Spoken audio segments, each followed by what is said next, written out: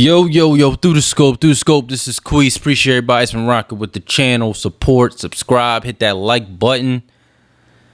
Hey, man, we knew this lawsuit was going to get uglier, man. I knew it wasn't going to be just what we saw on the surface. There's got a lot of people up in arms, man. Y'all see the title. I don't even know if the lawsuit even worth it anymore. Now, look, let me get some things straight out the way. We seen what happened, or if you haven't seen, Living Under a Rock, Drake's team has filed what they are looking for in discovery from UMG.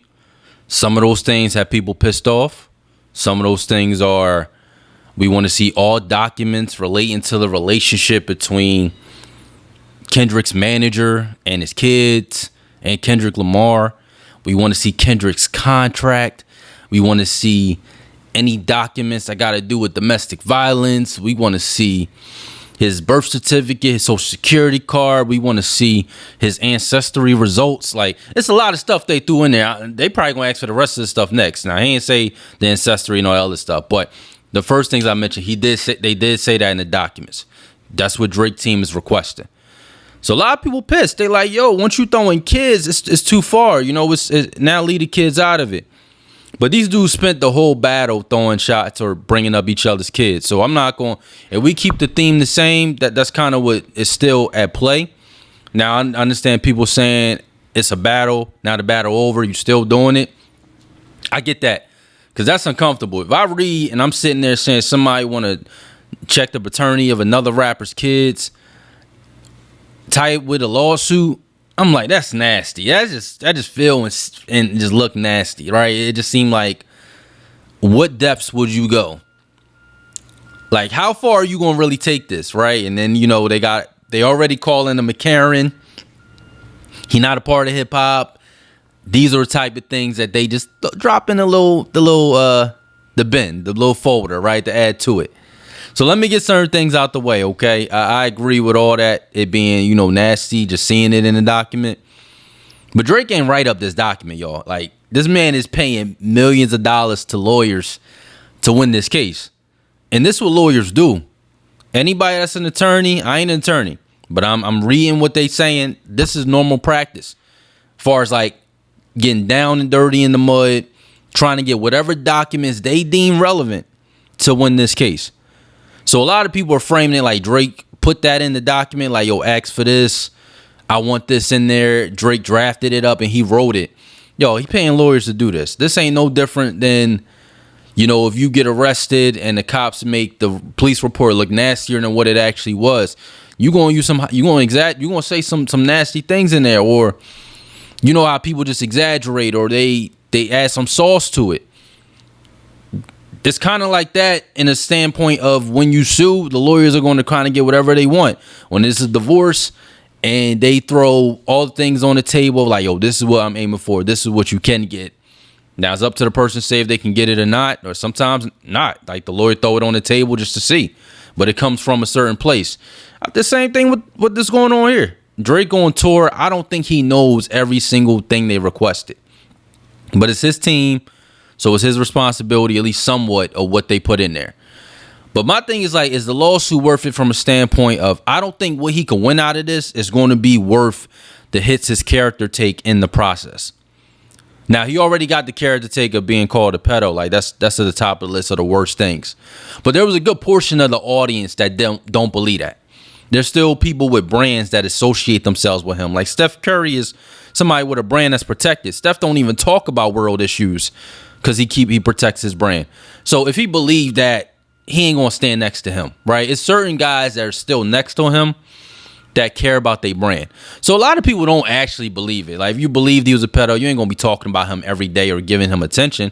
We would cast him off, right? So for that portion, his character was still intact. But once you read things about the lawsuit and what they're requesting or how it's being framed or whatever, it now starts attacking the character, where people start doing like, all right, you a bad individual, you slimy, you a snake, and all these type of things. Now, should he care? He don't care. Clearly, he don't care, dog. This man overseas, he not even thinking about coming to the U.S. He's streaming with all these type of, white streamers that people feel like ain't a part of the culture. he is far removed from whatever hip hop thinks at this point, and that's the ram effects of the battle, right? And how people he feel like turned on him. So that's what he moving his step forward with. But when you talk about the character and the avenues this lawsuit needs to take to get a resolution, I just feel like a lot more nastier things are going to come out. And I just feel like it's not worth it at the end of the day, because think about what he can possibly win. Money. The man already probably worth $1 billion out of all the deals he got. So it ain't really going to do nothing. They let you out your contract. That's cool, but that only helps you, so it's not really going to repair anything along the way, right? So what else can he really win to make this worth it? Kendrick get dropped? I mean, people ain't going to really care. Like, it's nothing he could gain out of this to make this process suitable, I guess, in a way. If UMG admits and gets found guilty of inflating the numbers and rigging the battle, people don't care. I mean, we got to be honest, people don't care. A lot of people we probably even know that bots was used. They don't care. We've seen influencers like Joe Budden admit it. They don't care. Everybody's hypocrites. People don't like Drake as an artist. They don't like him as a person. They never liked him as a person. So a lot of times, like, they don't care. Whatever evidence go in his favor, it doesn't matter to them. He's not a part of the culture in certain people's eyes, and that's how that's what they're going to rock. But a lot of issues come up with the censorship part of it. So I seen in the document that, look, they said UMG has acted before, and Pusha mentioned this. UMG has acted in silencing or censoring other people's verses that either on a song with Pusha or even Pusha himself. They said, why you ain't do that for Kendrick? You clearly got the power, but you still let the lyrics go out. You still promoted it. So these are some of the things they doing. They leaning into like, yo, censor him like you censored everybody else. Now, Drake gonna be labeled the censorship king at the top. That's a nasty label for hip hop. That's a nasty label.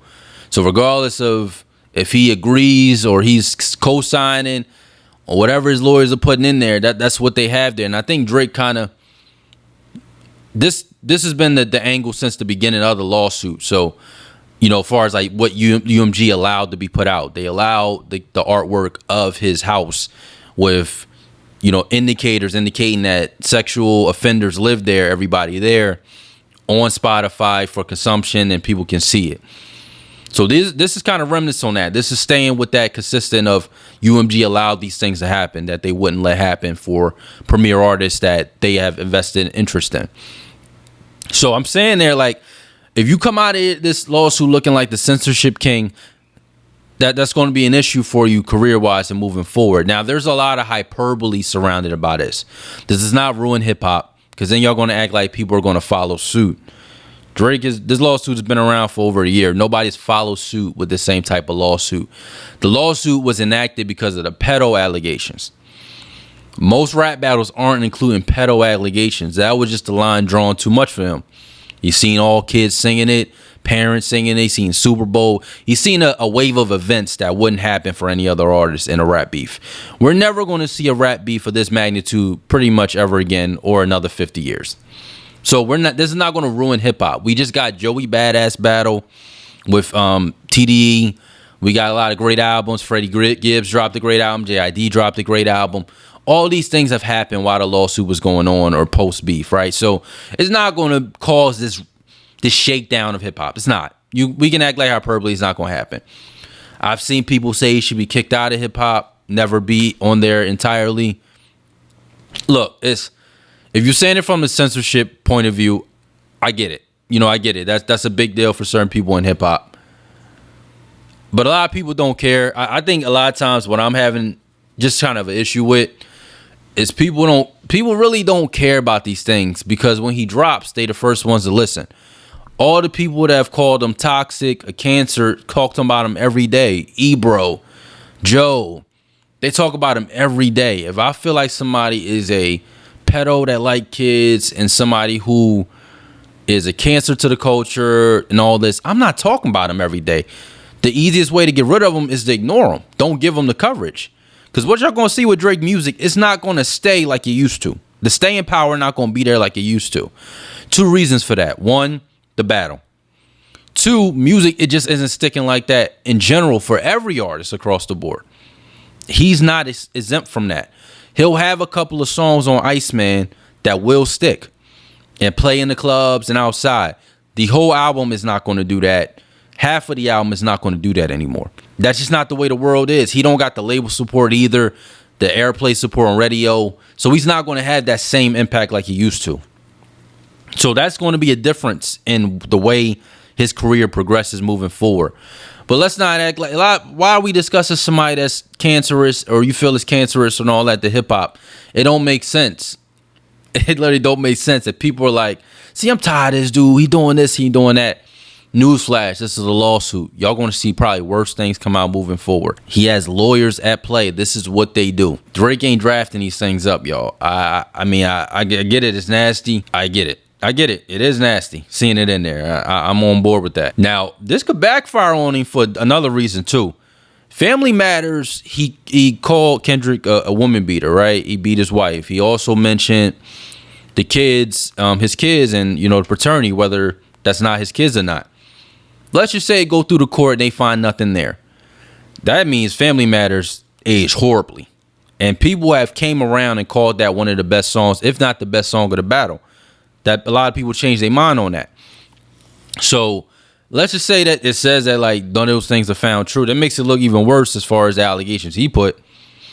At least with Kendrick's allegations, there's videos that can be put together where somebody can infer, or evidence where people can infer that that's what Drake is. Even though there's the victims came out and said nothing happened and all that, but there's still remnants where you can put something together where you can create a little smoke. Kendrick, the domestic violence at Hard Rock's Casino, y'all do your deep dive on that. Y'all go through your history with that. There's a smidge bit of smoke there. You have to do a little dig into it. There's a little bit of smoke there, but not enough to where the world knows about it. So we'll see how it play out, but I don't think what he could win out of this will be worth it as far as the long term. Like as far as his career go, let's see going go into pop.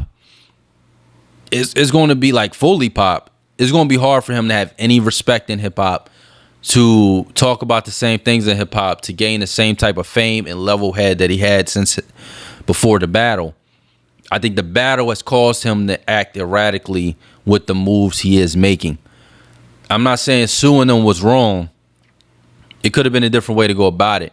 Creating independence and becoming an independent artist and just dominating business-wise and from just a chart-wise standpoint. Like you just become more of the owner in all of your fields and the things you have a label in, a hand in, and just take a global takeover. That would have been the best way to go about it for him. I feel like just being more sharp on that level of it. Like I'm owning all my music. I'm putting this music out to the best of my ability. I'm owning everything. I'm involved in creating more ownership in other ways, and just using his press release and his PR to just push those narratives out. I feel like that would have been a good way to go about it. But let me know what y'all think, man. Do y'all feel like this lawsuit, we already see it again, it's a nasty territory, but do y'all feel like it's even worth it? I feel like most people are going to say no. But if you are somebody that feels like it could be worth it because of the damage UMG probably has contributed to, let me know, man. This is Queez Through the Scope. Appreciate everybody that's been rocking with the channel. I'm out.